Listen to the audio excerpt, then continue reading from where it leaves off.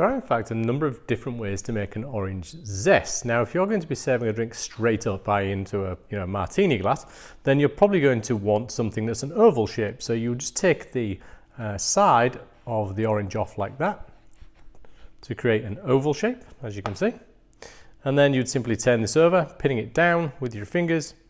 You then very gently, moving your fingers away from the blade and then obviously back behind it, remove the pith from the back, and that's going to give you an oval shaped piece that you might use for something like a cosmopolitan.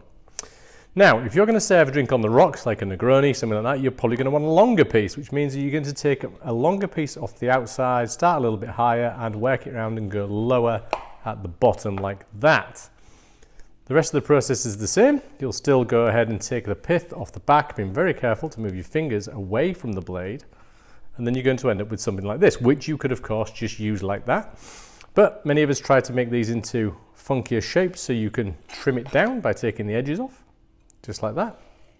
And that will of course do the job quite nicely also. You can angle off the edges like that too, should you wish, which gives you quite an interesting kind of shape to go in your drink.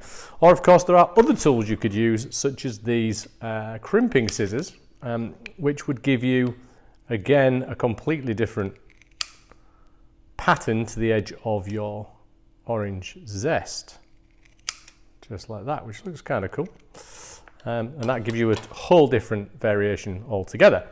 Now, there is one other way to do this, which is of course to use a potato peeler instead of the knife. So you could just simply drag that along the edge of the orange like that, and this actually gives you a closer cut, so there's no need to take the pith off the back of that, because the potato peeler doesn't go as deeply into the flesh. And there you have several variations of the orange zest.